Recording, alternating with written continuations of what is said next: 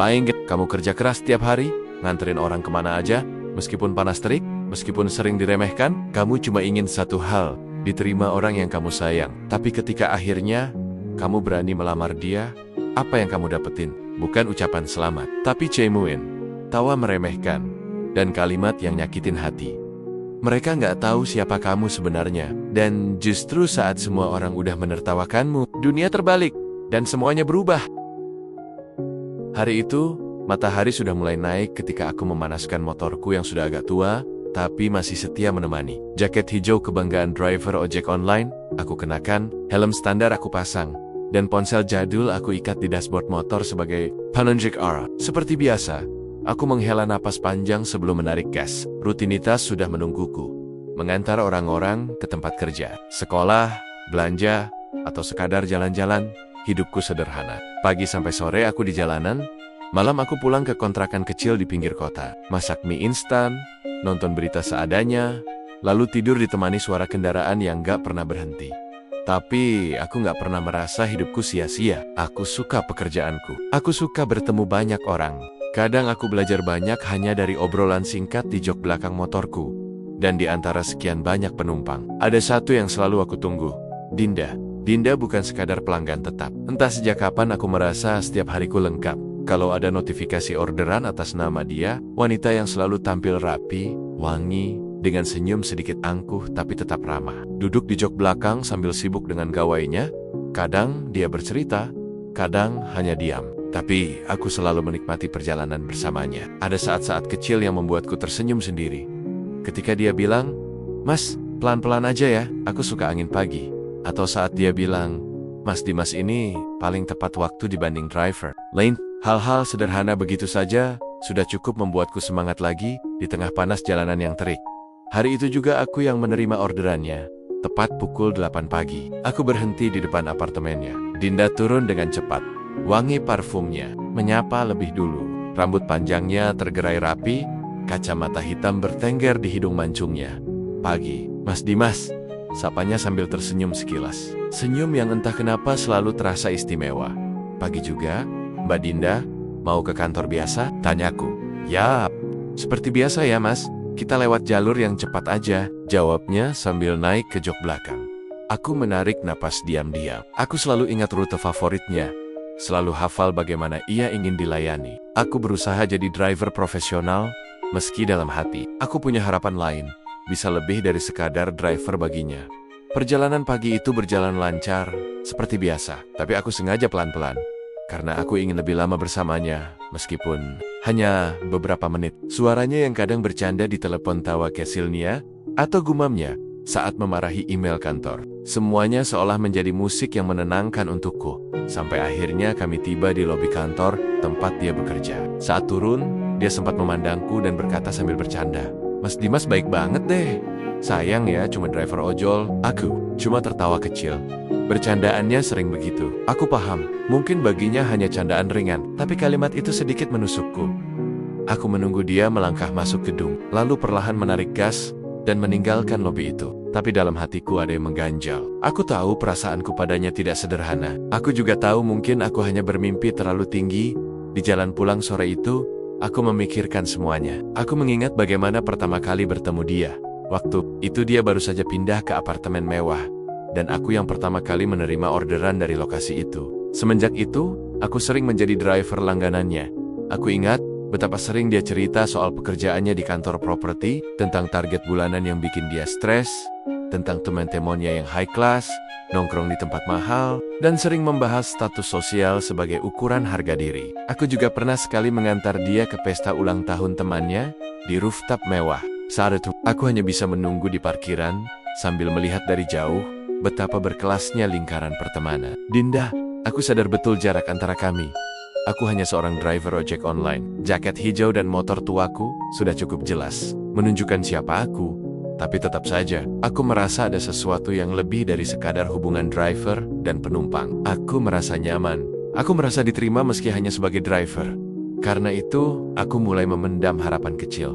Bagaimana kalau aku mencoba mendekatinya lebih serius? Bagaimana kalau aku mencoba melamar dia? Aku tahu banyak yang akan bilang, aku ini nekat bahkan konyol. Tapi aku tidak peduli. Aku percaya, Selama aku tulus, perasaan bisa diperjuangkan. Aku ingat tabunganku di rekening kecil yang sudah lama kupersiapkan. Tabungan hasil kerja ojol bertahun-tahun itu cukup untuk membeli cincin sederhana. Tidak ada yang mewah, tidak ada yang berkilau seperti cincin-cincin yang biasa dipamerkan teman-teman Dinda, tapi cincin ini kubeli dengan keringatku sendiri. Sambil memegang kotak cincin kecil itu malam harinya, aku berkata pada diri sendiri, besok, aku akan bilang semuanya. Aku akan melamar dia, apapun jawabannya, aku harus berani. Malam itu aku tidur dengan perasaan campur aduk, gugup, takut ditolak, tapi juga ada secuil harapan yang tidak bisa aku tolak. Aku ingin dia tahu siapa aku sebenarnya walaupun tidak sepenuhnya, dan aku ingin dia tahu betapa serius perasaanku padanya. Dan begitulah, di tengah keramaian kota, di balik helm dan jaket driver ojek online yang lusuh ini, ada seorang pria yang sedang mengumpulkan keberanian untuk melamar wanita yang dicintainya.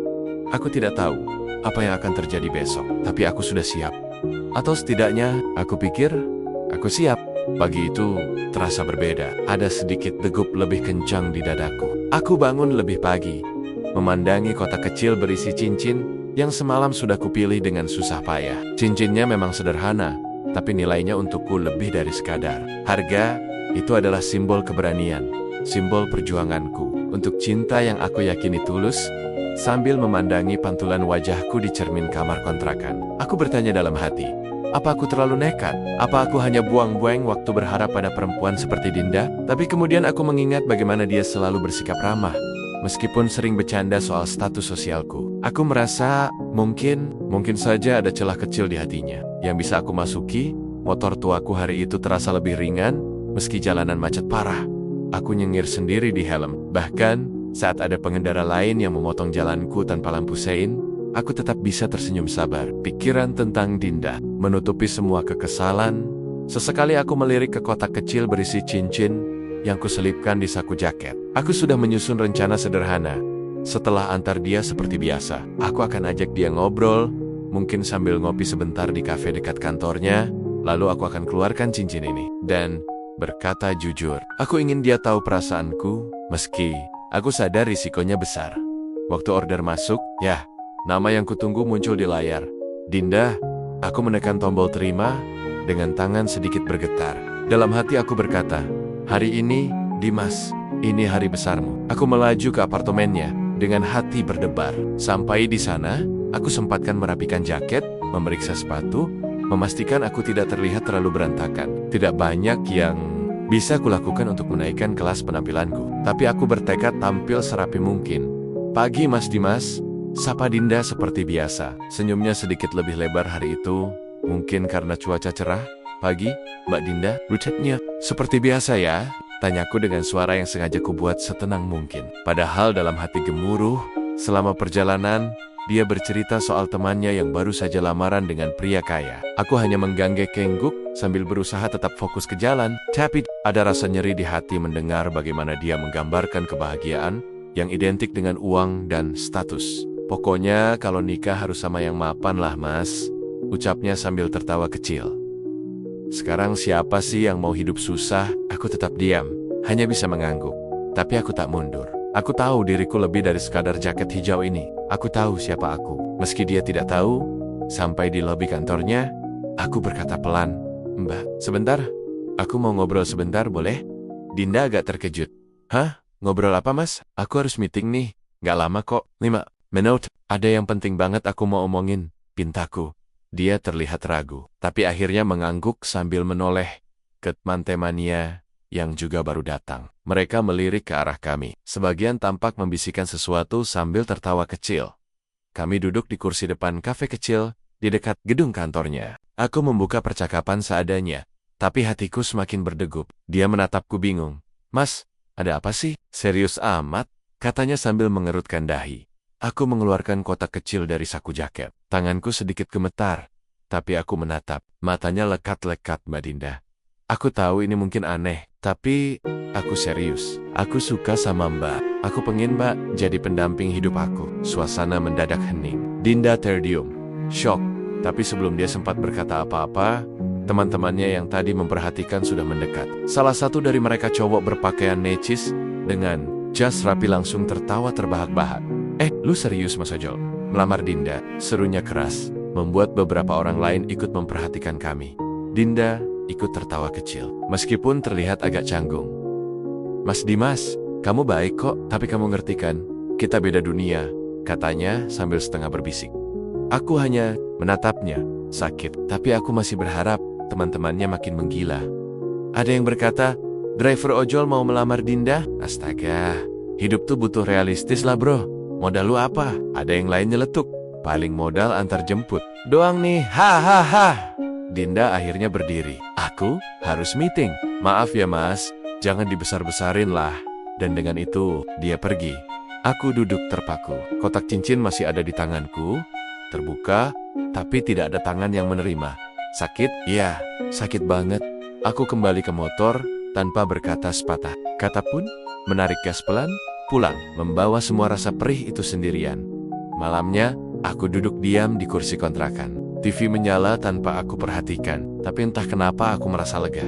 Setidaknya aku sudah jujur pada diriku sendiri. Aku sudah berani. Aku tidak tahu bahwa esok paginya segalanya akan berubah. Bukan aku yang berubah, tapi cara orang melihat aku akan berubah drastis.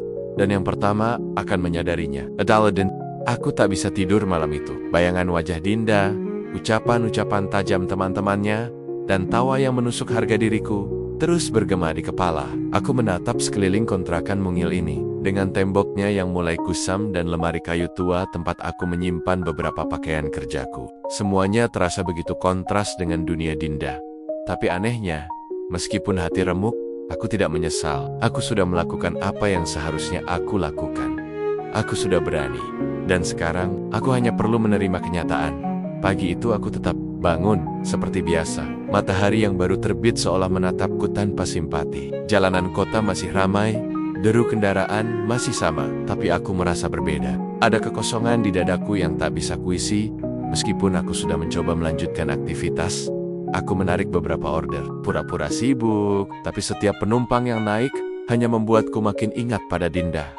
Senyum kecilnya, tawa ringannya, korannya belang pelan-pelan aja ya mas. Semua itu terasa jauh sekarang. Sampai akhirnya, notifikasi masuk lagi. Nama yang muncul di layar itu seperti tamparan. Dinda. Aku sempat ragu untuk menerima, tapi jari tanganku bergerak otomatis. Menekan tombol hijau, tema. Aku pun melajukan motor ke apartemennya. Saat aku tiba, Dinda sudah berdiri di depan lobi, memakai kacamata hitam, membawa tas kerja seperti biasa. Tapi ada yang berbeda. Dia tak seramah biasanya. Bahkan, bisa dibilang agak canggung. Dia hanya memberi isyarat dengan tangannya untuk segera jalan tanpa banyak bicara. Selama perjalanan, tak ada obrolan. Sunyi. Aku tahu dia juga mungkin merasa tidak enak setelah apa yang terjadi kemarin. Tapi, aku tidak ingin memperpanjang suasana itu. Aku hanya ingin menjalankan tugasku. Namun di lampu merah, tanpa kuduga dia bicara lirih mas. Soal kemarin, maaf ya, aku hanya menjawab dengan senyuman tipis, tanpa menoleh. Nggak apa-apa mbak, semua orang berhak memilih. Dinda diam lagi. Aku bisa merasakan suasana kikuk itu. Sesampainya di kantor, dia turun tanpa berkata apa-apa lagi. Tapi aku sempat menangkap sorot matanya.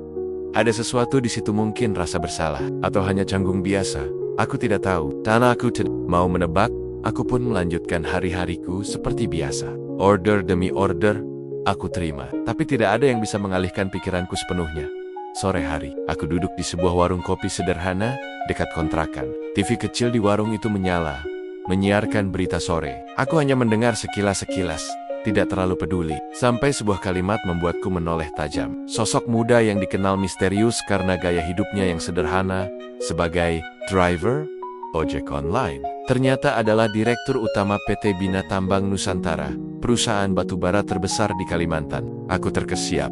Itu aku. Wajahku muncul di layar, direkam saat aku menghadiri acara amal kemarin. Aku ingat betul itu adalah salah satu acara rutin yang aku selenggarakan sebagai bentuk tanggung jawab sosial perusahaanku, beasiswa untuk anak-anak, korban kecelakaan tambang.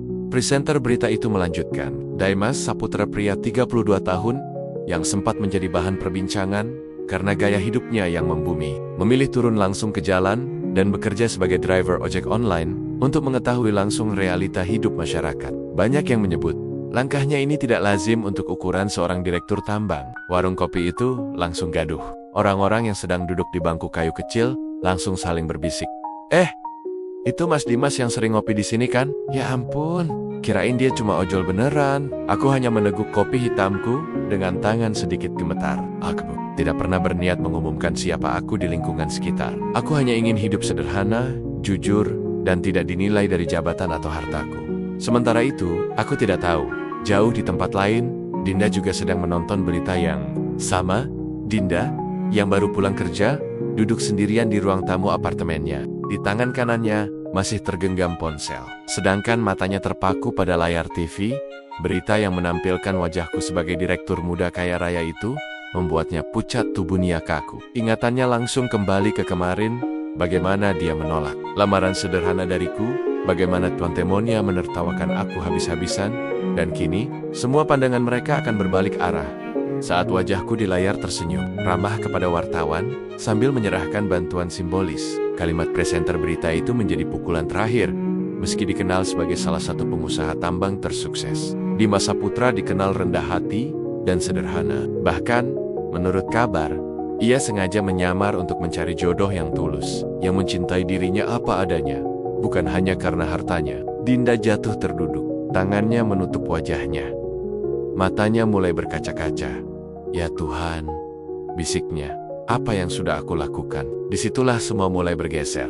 Dunia yang kemarin merasa di atas sekarang akan merunduk. Dan aku yang kemarin dianggap biasa, akan jadi pusat perhatian. Tapi pertanyaannya, aku sendiri, masihkah ingin semua perhatian itu? Hari itu aku merasa semua sudah siap. Kotak kecil berisi cincin sederhana, sudah aku bawa di dalam saku jaketku. Aku bahkan sempat memoles motor tuaku, supaya sedikit lebih kinclong. Konyol memang, tapi aku hanya ingin hari ini terasa spesial setidaknya. Untukku, sore menjelang malam, aku menerima pesanan dari Dinda lagi. Rasanya seperti kesempatan terakhir yang Tuhan kasih. Sebelum aku benar-benar menyerah, aku datang seperti biasa ke apartemennya. Saat dia keluar dari lobi, aku bisa melihat wajahnya yang cantik seperti biasa, rapi, wangi, anggun. Tapi tetap saja, ada jarak yang tak terlihat di antara kami. Mas Dimas, bisa antar aku ke kafe baru di pusat kota? Mau ketemu teman-teman, katanya santai. Aku mengangguk. Siap mbak, selama perjalanan, aku tidak banyak bicara. Aku hanya memikirkan cara yang tepat untuk mengutarakan isi hatiku nanti. Aku tahu tempat itu pasti ramai. Aku tahu teman Temonia pasti ada. Tapi aku sudah tak tahan menyimpan semua ini sendirian. Sesampainya di kafe, dia melompat turun dan berkata, "Makasih ya mas." "Oh ya, tunggu sebentar deh, aku kayaknya mau pesen balik nanti." Aku mengiyakan. Sambil duduk di motor, aku memandangi dia masuk ke dalam. Beberapa menit kemudian, aku melihat dia duduk di sudut bersama 3 orang temannya. Mereka tertawa-tawa, ngobrol sambil sesekali melirik ke arahku di luar kaca. Degupan jantungku makin cepat. Ini dia. Mungkin memang bukan cara yang romantis, tapi aku ingin jujur. Aku ingin mengakhiri semua kebingungan ini lebih baik terluka, daripada terus menunggu tanpa kepastian.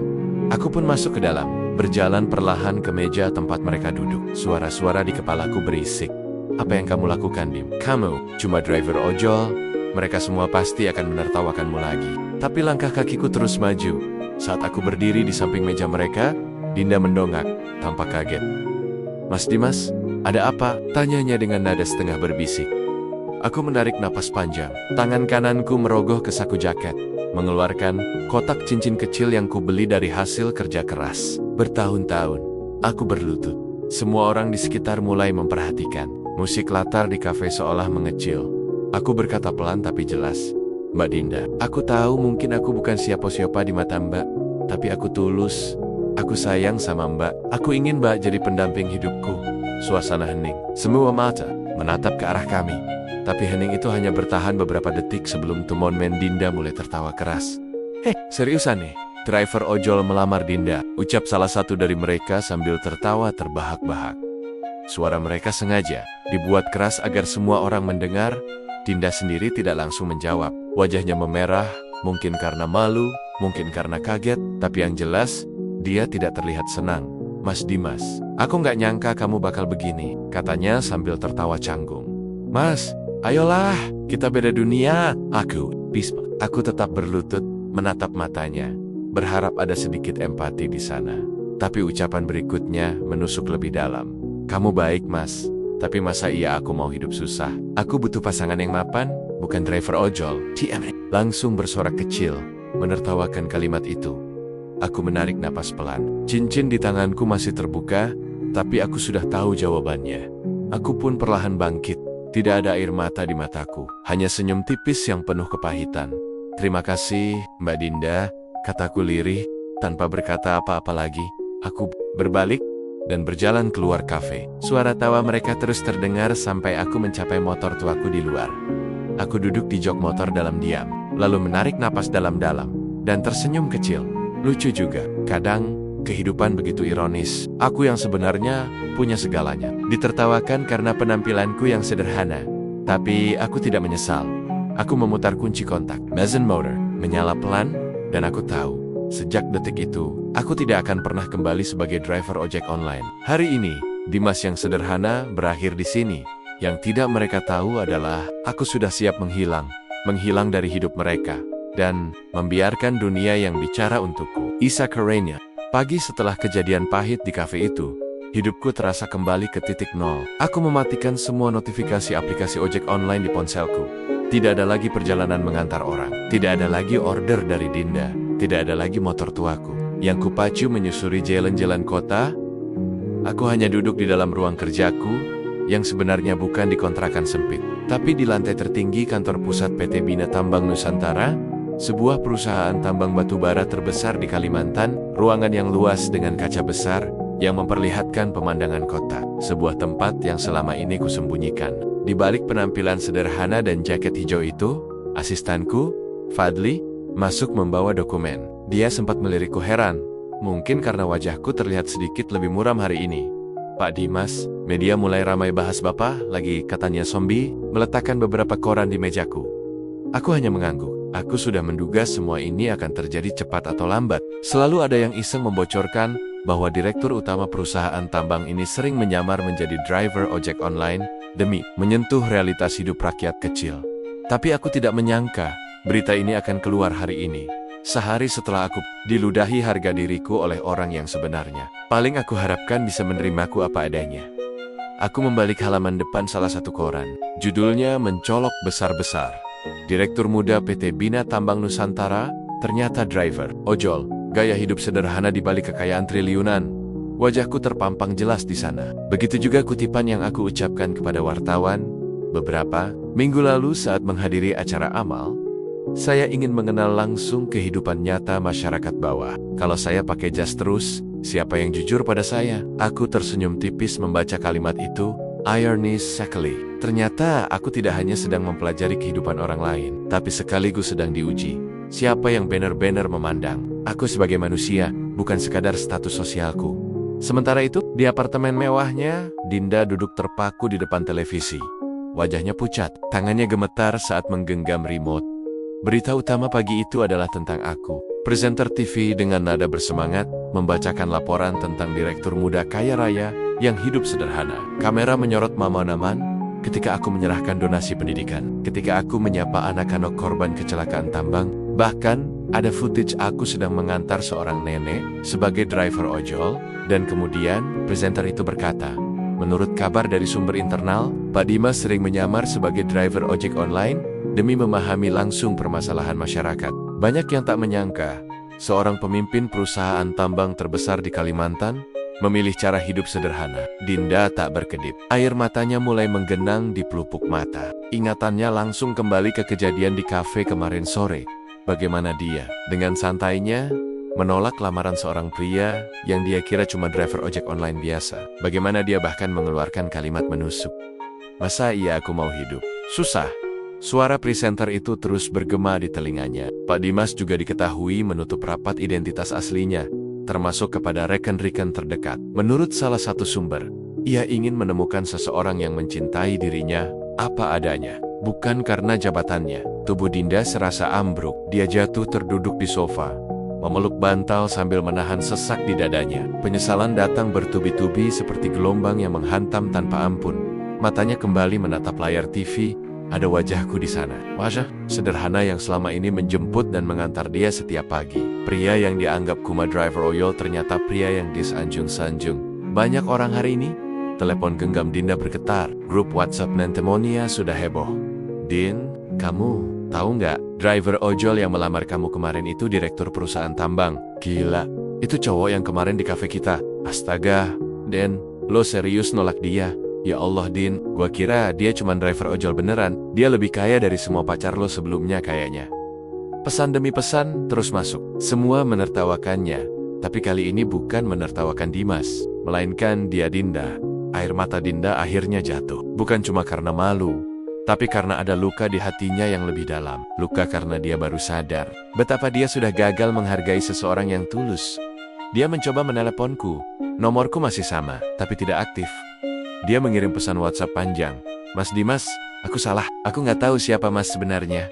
Tolong jawab pesanku. Aku mau bicara. Aku menyesal. Pesan terkirim, tapi centang satu. Tidak ada balasan, Dinda hanya bisa menangis, menatap ponselnya tanpa daya. Sore harinya, aku berdiri di balkon lantai tertinggi gedung kantorku. Angin sore menerpa wajahku. Aku menatap jauh ke horizon kota yang ramai. Ponselku berdering nomor. Dinda, aku tidak mengangkatnya. Aku hanya menatap layar sebentar, lalu mematikan ponsel. Aku tahu dia pasti sedang kebingungan sekarang. Aku tahu dia pasti dihantam rasa bersalah. Tapi aku juga tahu, aku tidak ingin semuanya menjadi sekadar balik arah karena uangku. Aku ingin dia mencintaiku sebagai Dimas yang sederhana, bukan Dimas yang dipuja karena direktur tambang. Dan untuk pertama kalinya setelah lama, aku merasa tenang. Aku membiarkan dunia yang berbicara untukku sekarang, karena sejak detik ini, hidup Dinda tidak akan pernah sama lagi. Sejak berita itu muncul, dunia Dinda berubah total. Hari-hari yang biasanya ia jalani dengan percaya diri, kini berubah menjadi hari-hari penuh bisik-bisik dan tatapan sinis dari rekan-rekannya di kantor, di meja kerjanya. Dinda hanya menunduk. Grup WhatsApp kantornya semakin ramai dengan meme wajah Dimas yang diambil dari cuplikan berita kemarin, sebagian dalam bentuk candaan, sebagian lagi sindiran halus yang menyakitkan. Wah, driver ojol yang ini bukan main ya. Udah, direkturnya, ganteng pula. Rendah hati lagi. Edin, kemarin lu bilang apa ke dia? Gak mau hidup susah. Gimana rasanya sekarang? Dinda hanya bisa mematikan ponselnya, memejamkan mata, berharap semua ini hanya mimpi buruk. Tapi yang paling menghantam bukan cemoohan mereka, melainkan kenyataan bahwa dia sudah menolak seorang pria tulus yang dayem-dayem punya segalanya. Dinda menolak bukan karena tak cocok, tapi semata-mata karena dia menganggap rendah penampilan luarnya. Sore itu, Dinda duduk sendirian di jendela apartemennya, menatap langit Jakarta yang mulai gelap. Tangannya meremas-remas ponsel, mencoba menelepon Dimas berkali-kali, tapi hasilnya tetap sama. Nomor tidak aktif. Kenapa aku sebodoh ini? Bisiknya sendiri. Kenapa aku hanya melihat jaket ojol itu? Kenapa aku nggak melihat siapa dia sebenarnya? Air matanya jatuh lagi. Rasa bersalah itu semakin mencekik dada. Besoknya, tanpa pikir panjang, Dinda memutuskan datang langsung ke kantor pusat PT Bina Tambang Nusantara. Ia berdandan rapi, menyiapkan semua kote kata yang ingin ia ucapkan jika bertemu Dimas. Dia membayangkan, meminta maaf langsung, dan mungkin berharap ada kesempatan kedua. Sesampainya di gedung itu, security di lobi sempat memandangnya dengan tatapan penasaran. Mungkin mereka sering melihat Dinda wanita yang selama ini diantar. Dimas sebagai driver ojol kini berdiri rapi di lobi megah ini. Selamat siang, Mbak. Ada yang bisa kami bantu? Tanya salah satu resepsionis. Saya ingin bertemu Pak Dimas Saputra, jawab Dinda. Suaranya sedikit gugup. Petugas itu tersenyum ramah, tapi ada nada formal di ucapannya. Maaf, Mbak, Pak Dimas sedang tidak bisa menerima tamu hari ini. Ada pesan yang ingin disampaikan? Bisa saya bantu teruskan? Dinda menggeleng. Tolong sampaikan kalau saya, Dinda, dia pasti tahu. Petugas itu mengangguk sopan, tapi tidak ada kepastian. Dinda pun duduk di salah satu kursi tunggu, dengan harapan ada keajaiban bahwa Dimas akan muncul dari lift, melihat dirinya duduk di sana, dan mereka bisa berbicara dari hati ke hati. Tapi yang muncul hanya orang-orang bersetelan jas rapi, sekretaris, staf, dan tamu-tamu penting lain. Tidak ada Dimas. Waktu terus berjalan. Matahari sudah condong ke barat. Dinda mulai lelah, tapi dia tetap menunggu. Sampai akhirnya, salah satu staf menghampirinya dan berkata, Mbak Dinda, mohon maaf, Pak Dimas sudah meninggalkan kantor lewat akses privat. Sepertinya beliau memang tidak ingin ditemui hari ini. Ucapan itu terasa seperti tamparan. Dinda hanya bisa mengangguk pelan, matanya mulai berkaca-kaca lagi. Dia bangkit, keluar dari gedung itu dengan langkah gontai. Hatinya remuk, semua harapannya sirna. Di pinggir jalan, dia berdiri memandang ke arah gedung tinggi tempat Dimas bekerja. "Mas, Dimas, aku nyesel, aku sungguh nyesel," gumamnya lirih. Langkahnya semakin berat ketika ia membuka ponsel dan kembali membaca pesan terakhir yang ia kirimkan ke Dimas. "Mas Dimas, aku minta maaf. Aku cuma manusia biasa yang khilaf. Tolong jawab pesanku." Pesan yang hanya berbalas sepi di tempat lain. Dari balik jendela kaca kantor yang tersembunyi di lantai atas, aku memperhatikan Dinda. Ya, aku tahu dia datang hari ini. Aku melihatnya duduk menunggu. Aku melihat wajah yang penuh penyesalan. Tapi aku tetap memilih untuk tidak menemuinya. Bukan karena aku dendam, bukan karena aku ingin balas sakit hati. Aku hanya ingin memastikan, apakah dia benar-benar tulus, atau hanya sedang menyesali kekeliruannya. Setelah tahu siapa aku menatap wajahnya yang perlahan hilang dari pandangan ketika dia berjalan pergi meninggalkan gedung.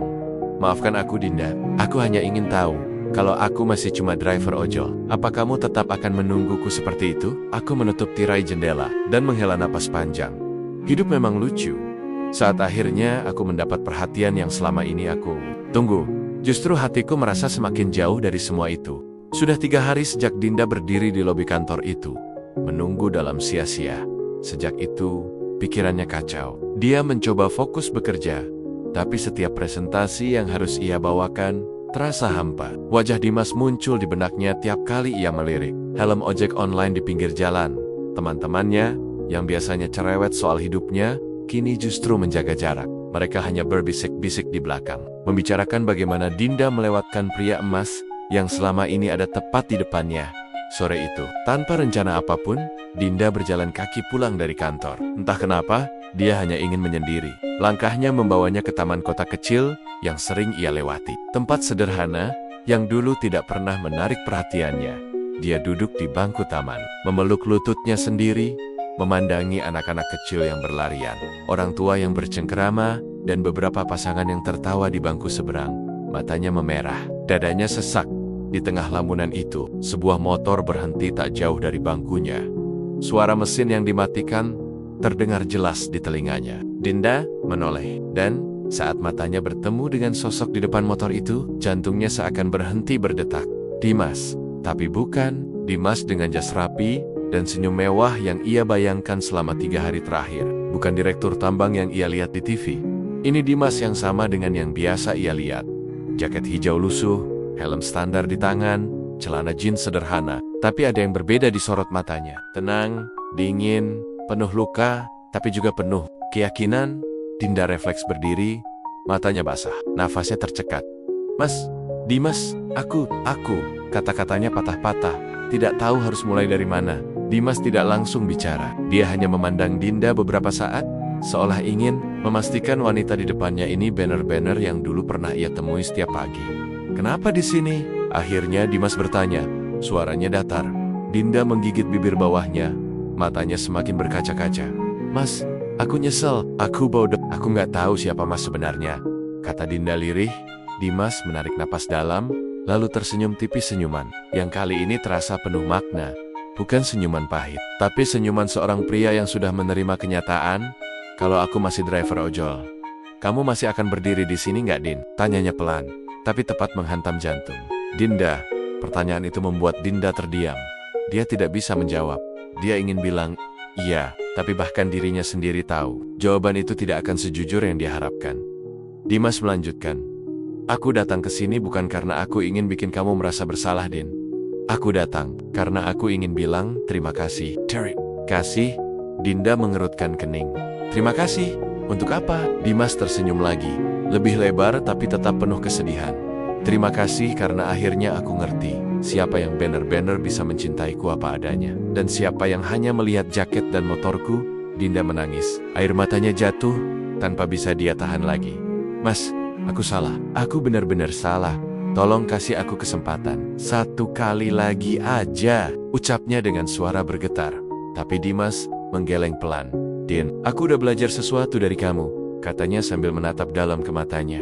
Bahwa kadang cinta yang tulus nggak selalu datang dari orang yang kita kira akan tulus. "Henning." Sejenak, Dimas melangkah mendekat, lalu berkata pelan tapi jelas, "Maafkan aku, Din, tapi sekarang aku bukan siapa-siapa untukmu." Kalimat itu bagaikan pisau yang mengiris pelan-pelan hati Dinda. Dia hanya bisa menatap punggung Dimas ketika pria itu mengenakan helmnya, duduk di atas motor tuanya, lalu melaju perlahan meninggalkan taman itu. Meninggalkan semua kenangan yang pernah ada dan meninggalkan dirinya yang kini sendirian, bersama semua penyesalan. Dinda terduduk lagi di bangku taman, menutupi wajahnya yang basah oleh air mata. Dia tahu, kali ini dia benar-benar kehilangan. Sudah 2 minggu sejak pertemuan terakhir itu di taman, Dinda masih menjalani hidupnya, tapi tidak ada yang sama lagi. Setiap pagi, saat dia keluar dari apartemennya, dia akan tanpa sadar main kari-kari motor tua dengan jaket hijau yang dulu selalu menunggu di pinggir jalan. Tapi tidak pernah ada lagi Dimas di sana. Kerjaan Dinda pun terasa hambar. Meeting demi meeting hanya ia lalui dengan kepala tertunduk. Tatapan teman-temannya yang dulu penuh kagum, kini berubah menjadi tatapan kasihan. Malam-malamnya, semakin sepi. Dia sering duduk sendirian di ruang tamu, menatap ponselnya, membaca ulang pesan yang dulu ia kirimkan ke Dimas Pesan yang tak pernah direspons. Dia bahkan membuka profil media sosial resmi PT Bina Tambang Nusantara, berharap ada satu foto, satu postingan, satu clue, pun yang bisa memberi dia alasan untuk menghubungi Dimas. Tapi tidak ada. Semuanya sunyi. Hanya dirinya sendiri yang terjebak dalam penyesalan. Sementara itu, di Tempot Lane, Dimas juga merenung. Di ruang kerja luasnya, di lantai tertinggi kantor pusat perusahaan tambang, dia duduk menatap keluar jendela. Langit senja berwarna jingga keemasan, indah tapi juga menenangkan, sekaligus menyimpan kesepian. Fadli, asistennya, masuk membawakan laporan. Sebelum pergi, Fadli sempat bertanya pelan, "Pak, maaf kalau saya lancang. Tapi saya cuma mau bilang, Mbak itu, Mbak Dinda, saya dengar dia sering datang ke lobi bawah. Mungkin dia mungkin dia memang sungguh-sungguh nyesel, Pak." Dimas hanya tersenyum tipis. Orang berubah setelah tahu siapa kita, Fadli.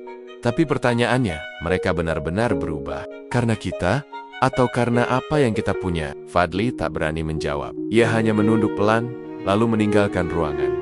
Dimas memejamkan mata sejenak. Ada sesuatu yang mengganjal di hatinya, tapi juga ada ketenangan. Dia tahu, cinta yang tulus tidak bisa diukur setelah semuanya terlanjur terbuka. Nilai tulus itu hanya ada saat kita dinilai tanpa embel-embel, tanpa jabatan, tanpa angka di rekening bank. Dan sayangnya, Dinda sudah melewati ujian itu. Di apartemennya, Dinda berdiri, memandangi kotak cincin sederhana yang sempat ia temukan di saku tasnya cincin yang dulu Dimas bawa ketika melamarnya. Cincin kecil, polos, sederhana, tapi sekarang benda kecil itu justru jadi pengingat terbesar dalam hidupnya. Bahwa dia menolak cinta tulus hanya karena terlalu silau dengan status sosial.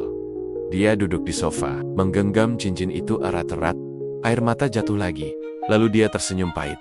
Dalam hati dia berkata, "Aku terlambat, aku bodoh, dan sekarang aku hanya bisa menerima semuanya." Beberapa minggu kemudian, sebuah berita muncul di media sosial. Dimas memutuskan mundur dari jabatannya sebagai direktur utama. Tidak ada alasan resmi yang diumumkan, hanya sekadar ingin menikmati hidup sederhana yang sebenarnya. Foto terakhir yang beredar hanya memperlihatkan Dimas duduk di motor tuanya, mengenakan jaket ojol lusuh seperti dulu, dan sejak itu, dia benar-benar menghilang. Tidak ada yang tahu di mana dia tinggal sekarang. Tidak ada yang tahu apakah dia kembali menjadi driver ojol di kota lain. Tidak ada yang tahu apakah dia masih mencari cinta tulus atau justru sudah menyerah. Tapi yang jelas, bagi Dinda, cerita mereka berakhir di sini dan hanya tinggal dia yang kini duduk sendirian di apartemennya, menatap keluar jendela, bertanya pada dirinya sendiri, andai aku bisa mengulang waktu, apa aku akan tetap memandang rendah dia?